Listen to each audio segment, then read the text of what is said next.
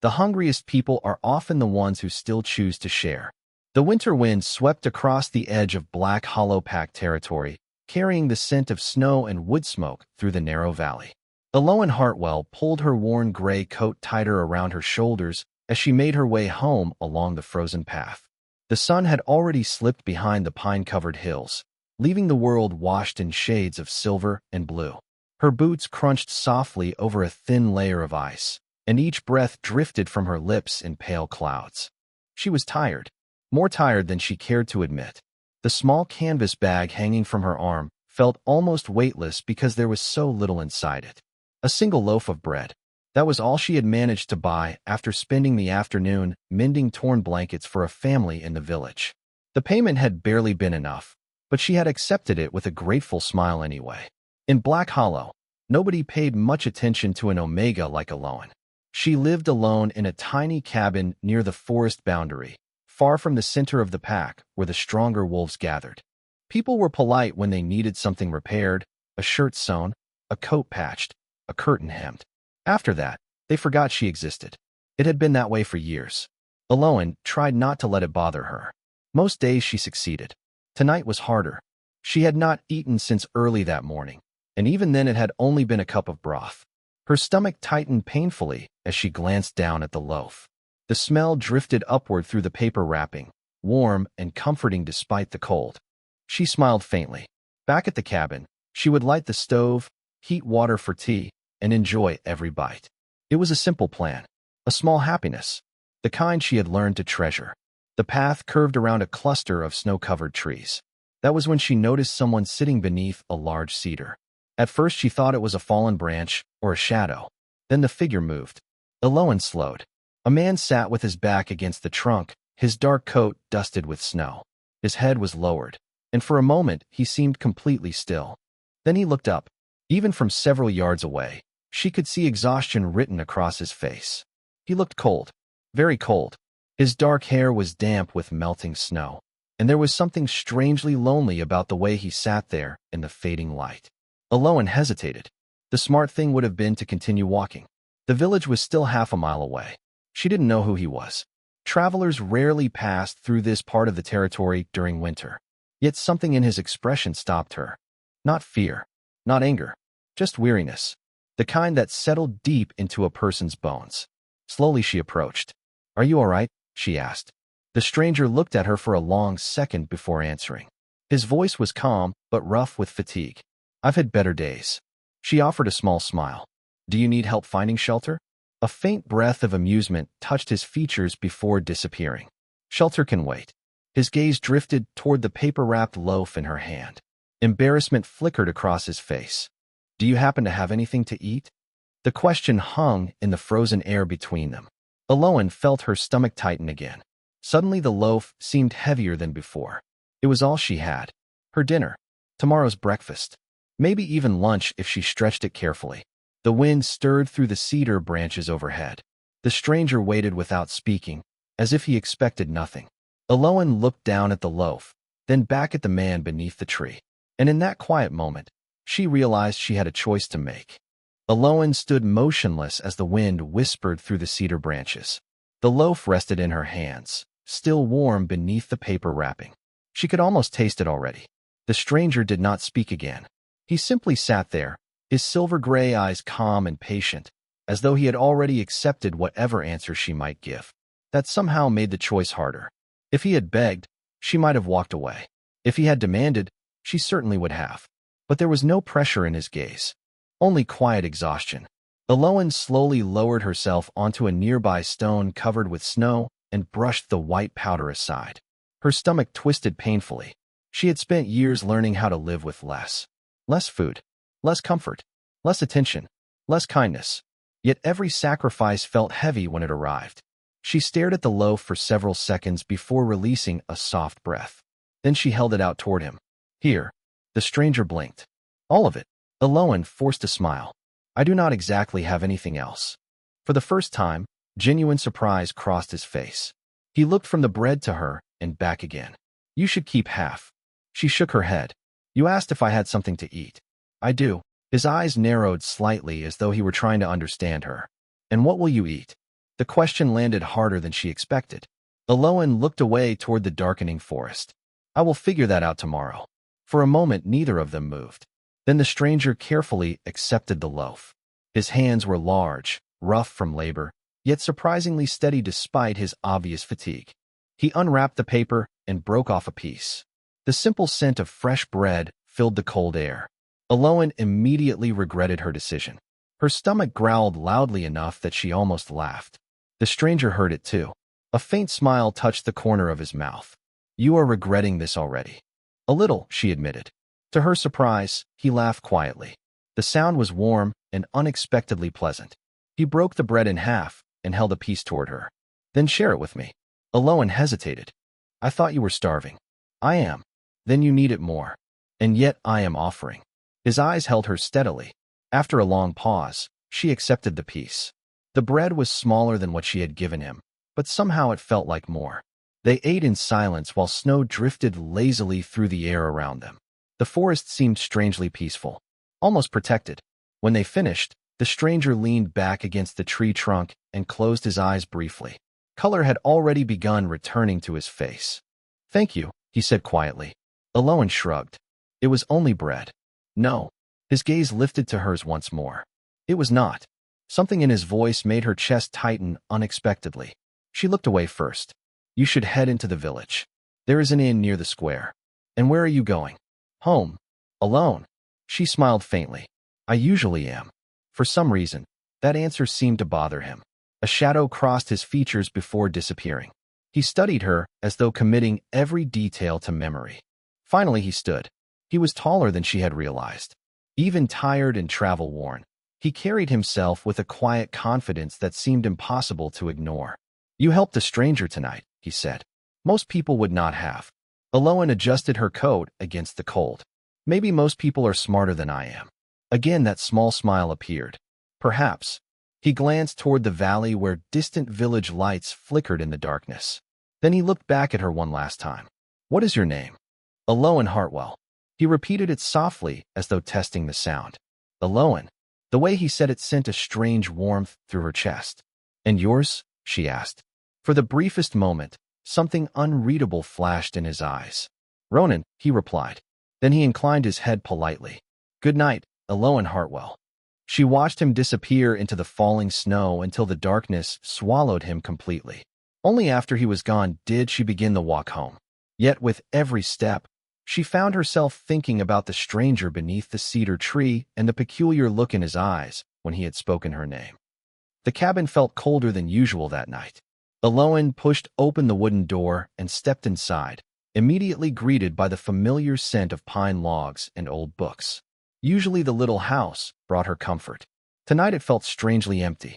She hung her coat beside the door and stood quietly for a moment, listening to the wind brush against the walls. Then reality settled in. There was no dinner waiting for her. No loaf of bread resting on the table. No simple meal to end the day. Only a kettle, a few dried herbs, and the fading warmth of the dying stove. Aloan laughed softly at herself. Well, that was not very practical. Her voice sounded small in the silence. She knelt beside the stove and fed another piece of firewood into the flames. Orange light flickered across the room, painting soft shadows over the furniture she had repaired herself years ago. The kettle soon began to hum. She prepared a cup of herbal tea and carried it to the small window overlooking the snowy forest. Outside, moonlight covered everything in silver. Somewhere beyond those trees, the stranger named Ronan was continuing his journey. The thought surprised her. She should have forgotten him already. People passed through Black Hollow all the time. Travelers came and went. Yet she could still hear his voice.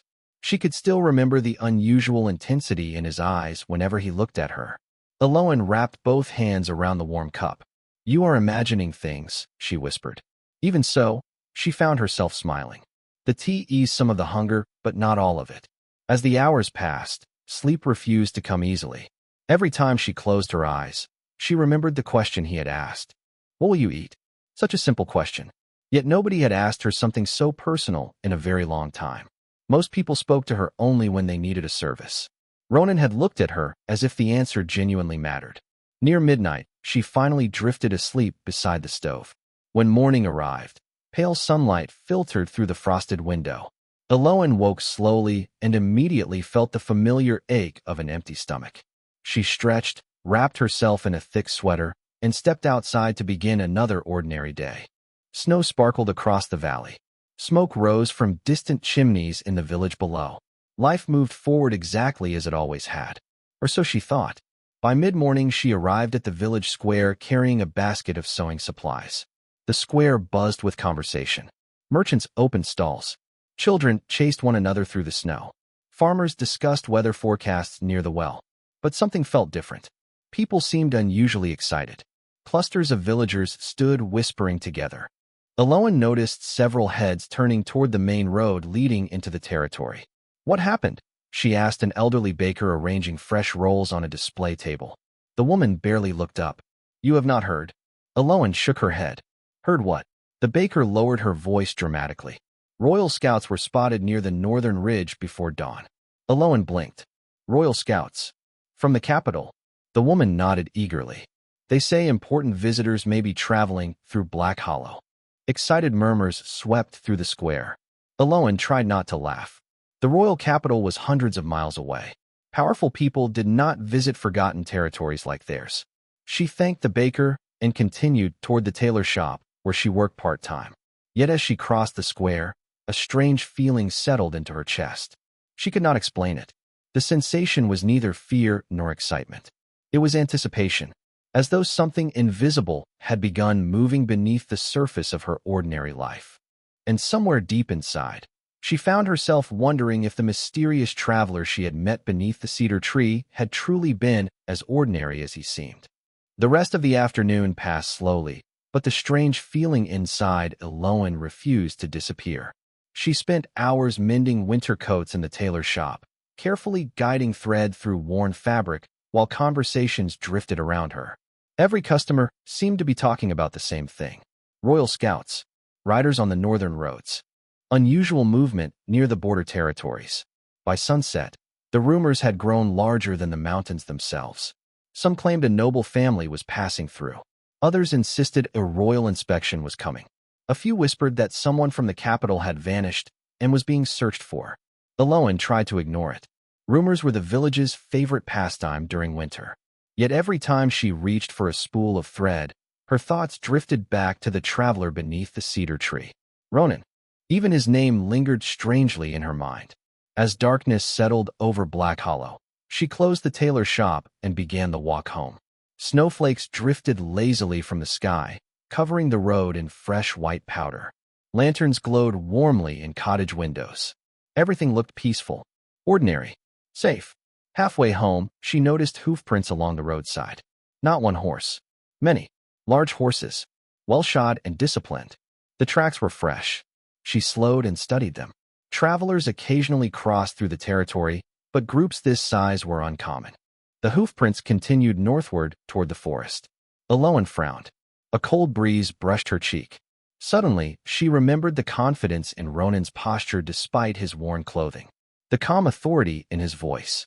The way he seemed completely unafraid of traveling alone through unfamiliar territory. Her stomach tightened. "No," she muttered to herself. "That is ridiculous." Yet the thought remained. By the time she reached her cabin, twilight had deepened into night. She lit the stove and prepared another cup of herbal tea.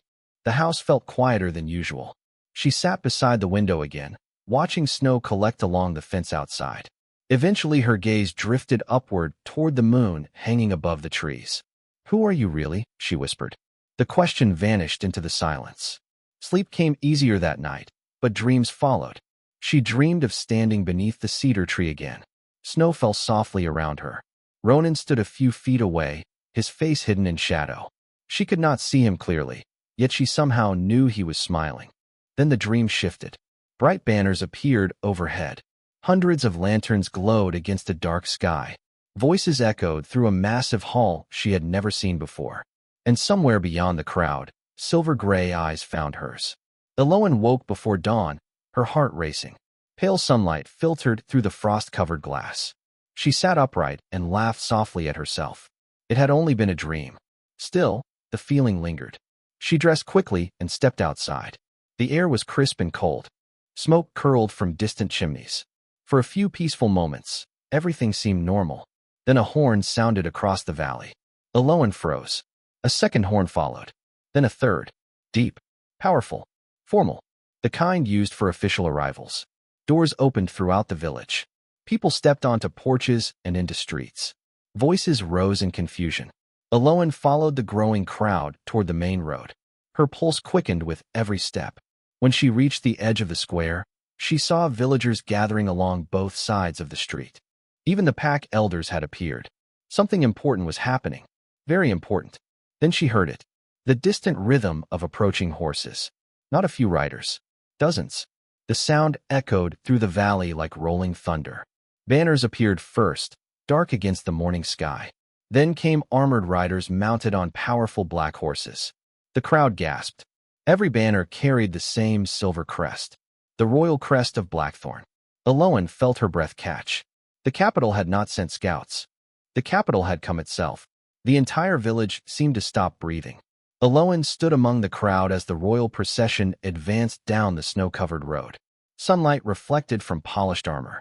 Dark banners rippled in the cold morning wind. The crest of Blackthorn appeared again and again, stitched in silver thread across cloaks, flags, and saddle blankets. Children stared in wonder. Merchants abandoned their stalls. Even the pack elders straightened their backs and adjusted their formal coats. Nobody wanted to appear unprepared before representatives of the crown. The riders moved with remarkable discipline, their horses stepping in perfect formation. At their center traveled an enormous black carriage trimmed with silver accents. It looked less like transportation and more like a moving piece of history. Alolan felt increasingly out of place, standing among the crowd in her simple wool coat. She considered slipping away before anyone noticed her. Then the procession slowed. A murmur spread through the villagers. The lead riders exchanged signals. Horses stopped. The carriage came to a halt directly in the center of the square. Silence followed. Complete silence. Alolan could hear only the wind and the distant creak of leather reins. Then the carriage door opened. Every person in the square leaned forward. Pack leader Cedric Holloway hurried down the steps of the meeting hall, nearly slipping on the snow in his rush to greet the visitors. His face wore an expression Alolan had never seen before. Nervousness. Genuine nervousness. "Welcome to Black Hollow," Cedric called. "We are honored by your presence." No answer came immediately. Instead, several royal guards stepped aside. A tall man emerged from the carriage. Gasps swept through the crowd. Alolan felt her heartbeat stumble. The world seemed to tilt beneath her feet. Dark hair, broad shoulders, calm silver-gray eyes. Ronan. Her mind refused to accept what she was seeing. It could not be him. The traveler beneath the cedar tree had worn a weathered coat and carried no sign of status. Yet the man stepping from the carriage wore an elegant black coat embroidered with silver trim. He carried himself with effortless authority. The air itself seemed to shift around him. Villagers immediately lowered their gazes. Some bowed their heads. Others simply stared in disbelief. Alolan could not move. She could not even blink. Ronan surveyed the square slowly. For a brief moment his gaze passed over the crowd. Then it found her. The recognition was immediate. His expression softened almost imperceptibly. The same look he had given her beneath the cedar tree. Warm, steady, familiar. Alolan's breath caught. Around her, villagers continued whispering. "That is him. The Alpha King. King Ronan Blackthorn. He came here himself." The words echoed through her thoughts. Alpha King. The title struck harder than any winter wind. Suddenly, every strange detail made sense. The confidence. The composure. The riders she had unknowingly noticed on the road. The silver crest. The questions he had asked. Her stomach twisted. She remembered offering him her only loaf of bread. She remembered sitting beside him in the snow. She remembered speaking to him as though he were an ordinary traveler. Heat rushed to her face. Across the square, Cedric continued speaking nervously, but Alolan barely heard a word. The king never took his eyes off her for long. Finally, one of the royal advisors stepped forward and presented a formal scroll. The crowd expected an announcement concerning taxes, borders, or politics. Instead, the advisor spoke clearly enough for everyone to hear. His Majesty has come to Black Hollow seeking one specific resident. Confused murmurs rippled through the crowd. Alolan's pulse quickened. The advisor unrolled the scroll. Alolan Hartwell. The entire square turned toward her at once. For a moment, Alolan wondered if she had heard incorrectly. Surely there was another Alolan Hartwell somewhere in the territory. Surely the royal advisor could not possibly mean her. Yet every face in the square had turned in her direction. Dozens of eyes fixed upon her at once. The murmurs grew louder. Confusion, curiosity, disbelief. Alolan felt rooted to the ground. Alolan Hartwell, the advisor repeated. Her name echoed across the silent square. Slowly, almost mechanically, she raised her hand. I am Alolan Hartwell. A ripple spread through the crowd. The advisor nodded respectfully. Respectfully. That alone shocked her. Nobody of royal rank had ever spoken to her with respect before. Then something even stranger happened. King Ronan stepped forward himself. The movement was simple, yet it instantly commanded the attention of every person present. He crossed the snowy square without hesitation. Villagers instinctively moved aside, creating a path between them. Alolan's pulse pounded so loudly she could barely hear anything else. She watched him approach, each step bringing reality closer. Yesterday, he had been sitting beneath a cedar tree with snow on his shoulders. Today, he looked every inch a king. The contrast left her breathless. When he finally stopped before her, the square fell completely silent. For a few seconds, neither of them spoke. Then Ronan smiled. It was the same quiet smile she remembered from the forest. Good morning, Alolan Hartwell. The familiar warmth in his voice somehow made everything more overwhelming. Your Majesty, she managed. The title felt awkward on her tongue. Ronan's eyes brightened slightly. Yesterday, I was simply Ronan. Several villagers exchanged startled looks. Alolan felt heat rise into her cheeks. I did not know. I know. His expression softened further. That is exactly why I came. The crowd seemed unable to decide whether to stare at him or at her. Pack leader Cedric looked particularly bewildered. He stepped forward cautiously. Your Majesty, forgive my question, but how does a resident of Black Hollow know the Alpha King? Ronan glanced toward him.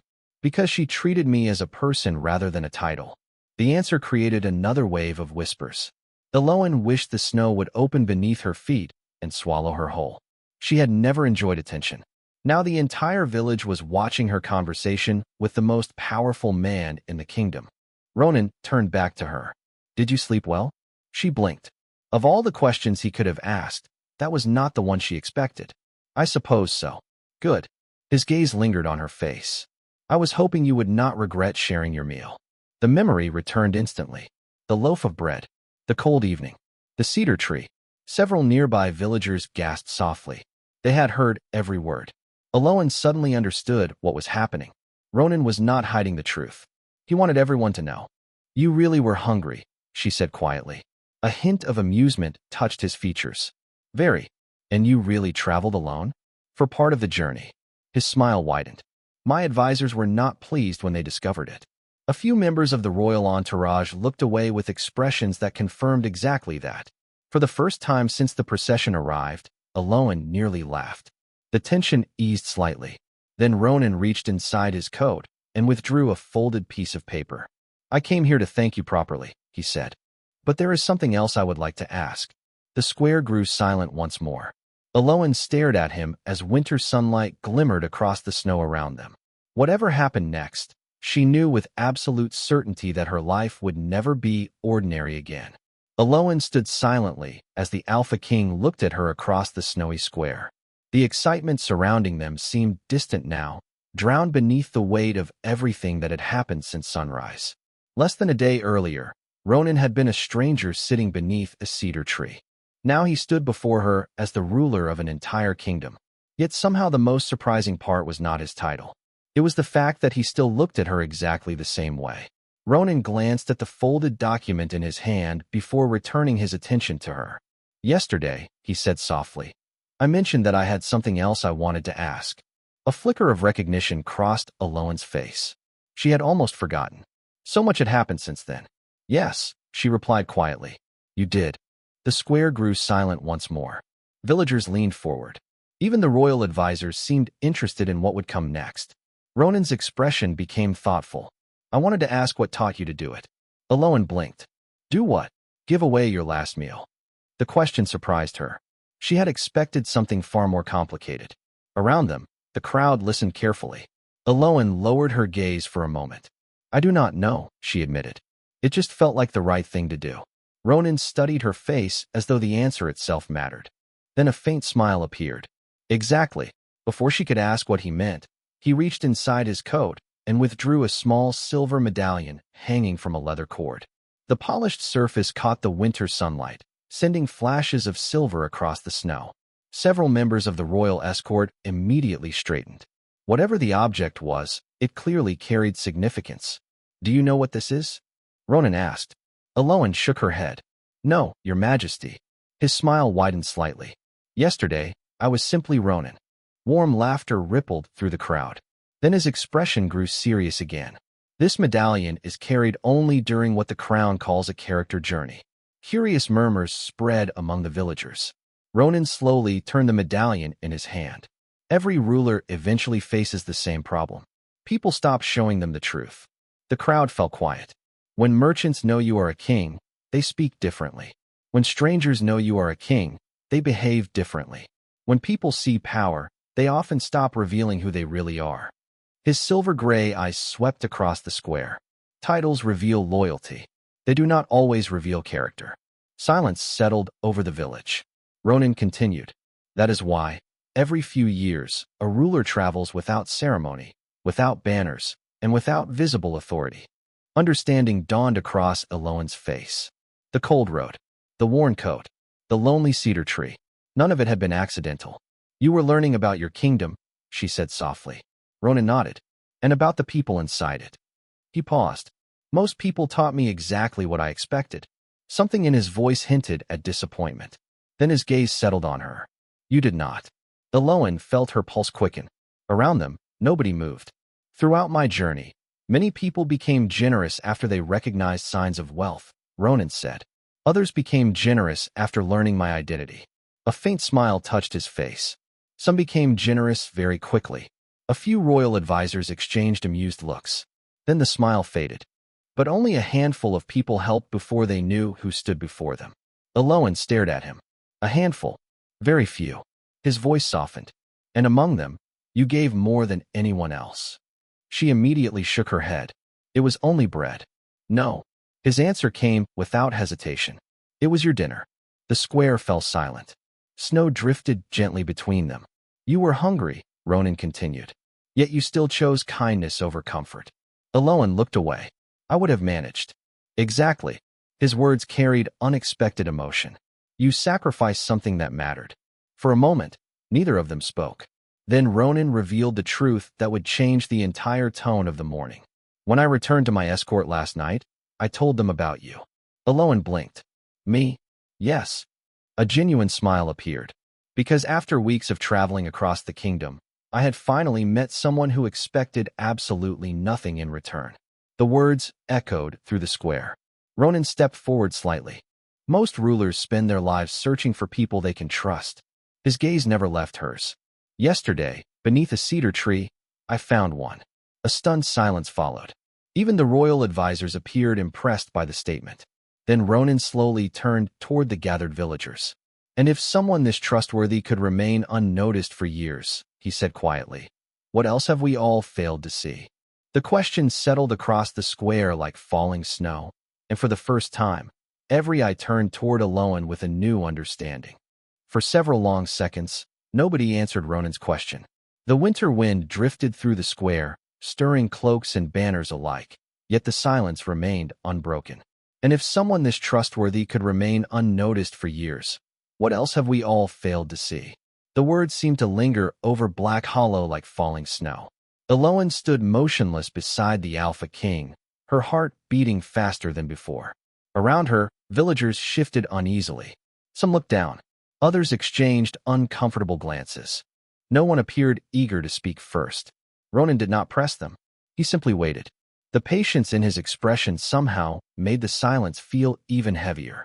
Finally, an elderly merchant cleared his throat. Your Majesty, he said quietly. I think we stopped noticing because she never asked to be noticed. Several heads turned toward him. The old man looked toward Eloan.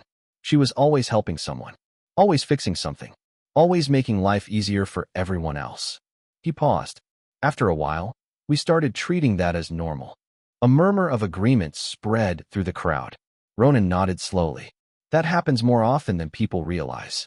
The merchant lowered his gaze. And perhaps we forgot that ordinary kindness is not actually ordinary. The square fell silent again. Then a woman near the bakery stepped forward. 3 winters ago, my husband became ill during a blizzard. Her voice trembled slightly. Most people could not leave their homes because of the snow. She smiled faintly at Aloan. But she walked nearly a mile through waist-deep drifts to bring us food. Another villager nodded. She repaired my son's coat after he tore it climbing the mill fence. A blacksmith spoke next. She refused payment when my family could not afford it. Then another voice joined. And another. And another. One by one, stories emerged from every corner of the square. Small stories. Quiet stories. The kind that rarely appeared important in the moment. Yet together they painted a picture far larger than any single act. Aloan listened in stunned silence. Some of the memories had nearly vanished from her own mind. To her, they had simply been moments when someone needed help. Nothing more. Yet hearing them repeated aloud revealed something she had never truly understood. Her kindness had become woven into the lives of the people around her. Ronan watched the scene unfold with thoughtful eyes. Finally, he turned towards Cedric Holloway. The village leader immediately straightened. Pack leader, Ronan said. Cedric bowed his head respectfully. Your Majesty, tell me something. Ronan's voice remained calm. If I had never come here today, would this conversation have happened?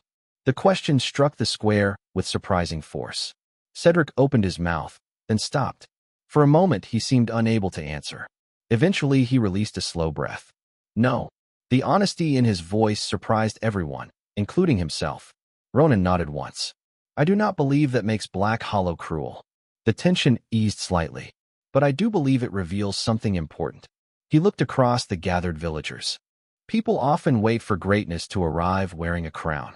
His gaze shifted toward Aloan.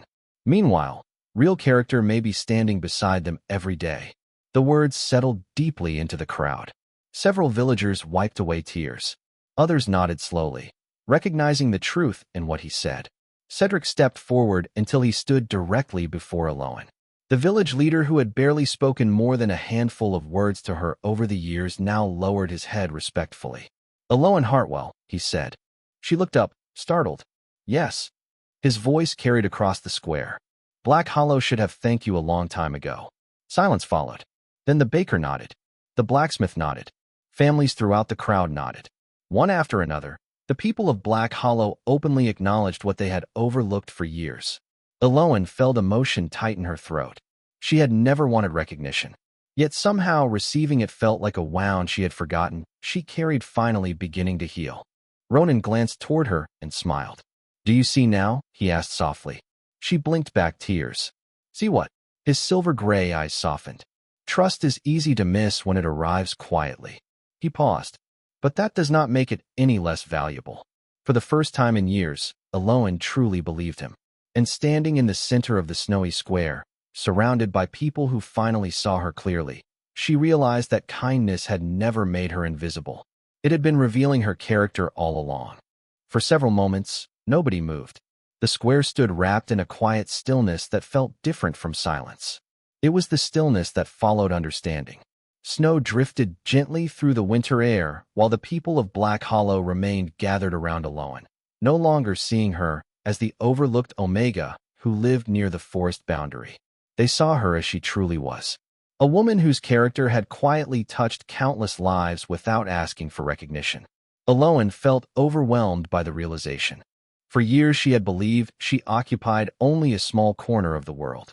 Yet standing there among her neighbors, she suddenly understood that her choices had mattered far more than she had ever imagined. Ronan seemed to sense her thoughts. He stepped beside her and glanced across the snowy square. A faint smile touched his face. This has been quite a morning. Soft laughter spread through the crowd. The tension that had filled the village since the royal procession arrived finally began to ease. Then one of the royal advisors approached carrying an elegant wooden case. The polished wood was dark and beautifully carved, marked with the silver crest of blackthorn. Curious whispers immediately followed. Ronan accepted the case and opened it carefully. Inside rested a detailed parchment map of the kingdom. Rivers, forests, mountain ranges, villages, and cities stretched across the page in remarkable detail. Aloan's eyes widened. She had never seen the entire kingdom displayed before her. Ronan pointed toward a small location in the northern territories. Black Hollow. Then his finger moved toward the center of the map. And this is Blackthorn City, the capital. The distance between them seemed enormous. Aloan stared at the route connecting the two places. Roads she had never traveled. Places she had never seen. Possibilities she had never considered. I have never been farther than the neighboring territories, she admitted. Ronan nodded. Most people have not. Then his expression softened. That does not mean their story ends there. The words settled gently into her heart. Around them, villagers listened closely. Everyone sensed that another important moment was approaching. Ronan closed the case and turned toward her fully. Aloan Hartwell. The crowd immediately grew quiet. On behalf of the Crown of Blackthorn, I would like to invite you to visit the royal capital as an honored guest. A collective gasp spread through the square. Aloan stared at him. She had expected gratitude. She had expected thanks. She had never imagined this. Why me? She asked softly. Ronan looked genuinely surprised by the question. For a moment he said nothing. Then a thoughtful smile appeared. Do you remember what I asked you beneath the cedar tree? Aloan blinked. Of all the things she expected him to say, that was not one of them. Slowly she nodded. You asked what I would eat the next day. And what did you say? A faint smile touched her lips. I said I would figure it out tomorrow. Warm amusement appeared in his eyes. Exactly. He paused, allowing the memory to settle between them. A person willing to go hungry so a stranger can eat deserves to see more of the world. The square fell silent. Even the winter wind seemed to pause. Emotion tightened Aloan's throat. She remembered that moment perfectly now. The cold, the hunger, the choice she had made without expecting anything in return. Ronan continued, his voice calm but sincere. The kingdom has many ambitious people. It has many talented people. What it will always need are people of character. His silver-gray eyes met hers. And character should never remain hidden. Slowly Aloan looked around the square. The baker smiled warmly. The blacksmith nodded proudly. Families she had quietly helped over the years watched her with genuine happiness. For the first time in a very long while, she felt completely seen. Not because of a king, not because of a title, because the truth had finally been acknowledged. She looked back at Ronan and smiled. Then I would be honored to accept. Applause erupted throughout the square. Cheers followed. Even members of the royal escort smiled openly. Ronan's expression brightened. Good. He handed her the wooden case containing the map. Keep this. Aloan carefully accepted it. The map felt heavier than parchment should, not because of its weight, but because of what it represented. A larger world, a wider future, new chapters waiting to be written. Then Ronan extended his hand, not as a king issuing a command, as a friend offering a path forward. After only a brief hesitation, Aloan placed her hand in his. Together, they began walking toward the waiting royal carriage. Behind her stood the village that had finally learned her worth. Ahead lay roads she had never imagined traveling. As they reached the carriage, Aloan glanced back one final time at Black Hollow. The snowy rooftops, the winding roads, the cedar-covered hills beyond the valley. Everything looked the same, yet somehow everything had changed. Ronan followed her gaze. Are you nervous? He asked. She laughed softly. A little. Good. She looked at him in surprise. A faint smile touched his face. That usually means an adventure is about to begin. For the first time all morning, Aloan laughed freely. The sound seemed to brighten the winter air around them. Then she stepped into the carriage beside the Alpha King. As the royal procession finally began moving toward the distant capital, neither of them noticed the elderly royal advisor watching from horseback nearby. A knowing expression crossed his face before he looked toward the road ahead. Somewhere far away in Blackthorn City, news of Aloan Hartwell had already begun spreading through the capital. And though she could not possibly know it yet, the simple act of sharing a loaf of bread beneath a cedar tree had become the first chapter of a story that was only beginning.